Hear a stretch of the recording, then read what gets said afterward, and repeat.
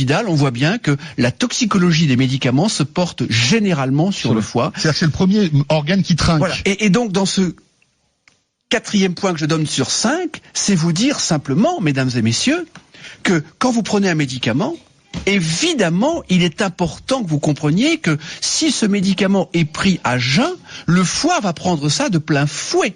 Donc, d'une façon générale, il faut prendre des médicaments au moment des repas, et notamment pour les feralgan, et notamment pour le paracétamol, qui est un médicament qui est pris par certaines ou par certains comme des bonbons.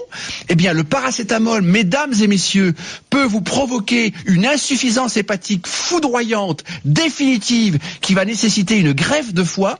Donc, le paracétamol, c'est jamais entre les repas, c'est obligatoirement pendant les repas.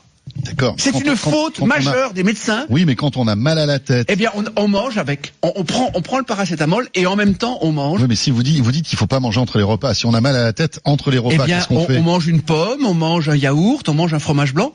Avec, ça permet d'accompagner et de préserver le foie parce que si vous voulez, je connais des patients. En gros, pas de Doliprane à jeun, quoi. Voilà, jamais, pas de paracétamol entre les repas. Et si vous prenez un paracétamol, l'ibuprofène, même chose. C'est pareil, c'est encore pire. C'est une bombe nucléaire. Parce que c'est pas le fait de prendre un ibuprofène comme ça dans la vie. C'est quand on prend de l'ibuprofène, il y a des gens qui en prennent, mais vraiment tout le temps.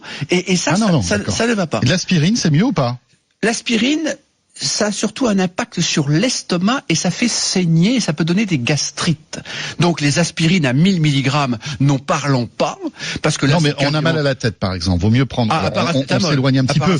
Paracétamol, ibuprofène ou aspirine, absolument. Plutôt paracétamol. Absolument. Alors je résume.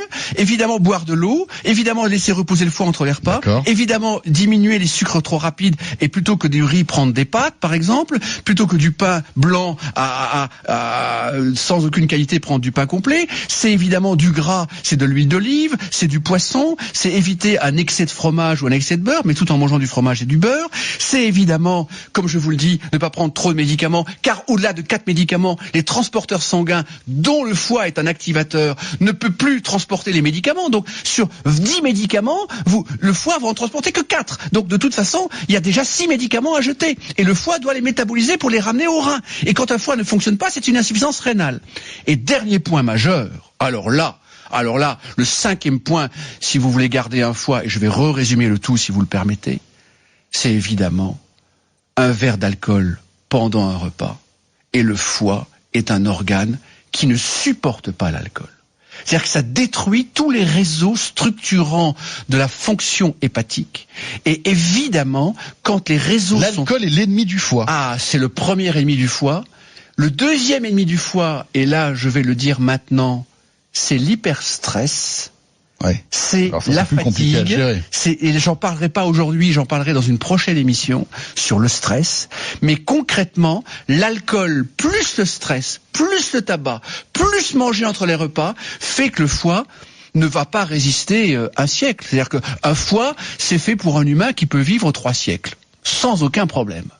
Mais quand un foie est agressé par l'absence d'eau, par le grignotage, par des sucres rapides permanents, par du gras en grande quantité, par concrètement des médicaments et par en plus un excès d'alcool entre les repas particulièrement, le foie ne supporte pas. Attention, quand vous dites un excès d'alcool, un verre d'alcool par repas, même si le sujet d'aujourd'hui n'est pas le sujet un verre de vin quand même. Oui, c'est ce que je dis, c'est-à-dire qu'un verre de vin par repas, ça va. Oui. Mais quand vous êtes à de l'alcool entre les repas, ça ne va pas. Donc je résume le tout. Christian, je résume le tout. Le café. Le café, c'est bien. Le café, c'est bien. Le café, le foie, jusqu'à 4-5 cafés, il n'y a aucun problème. D'accord. 2 thés, j'ai aucun problème. Parce qu'on a des auditeurs qui disent le radis noir ne fonctionne pas pour détoxifier le foie. Et d'ailleurs, je dirais que la crise de foie est un concept typiquement français. Et les 5 points que je viens de vous donner, mesdames et messieurs, c'est-à-dire l'eau, préserver le sucre, penser au gras, les médicaments, l'alcool et évidemment le repos et évidemment, je dirais, la santé et dormir, eh bien concrètement, l'idée c'est tout cela vous préserve le foie, vous préserve la vie, vous préserve la santé.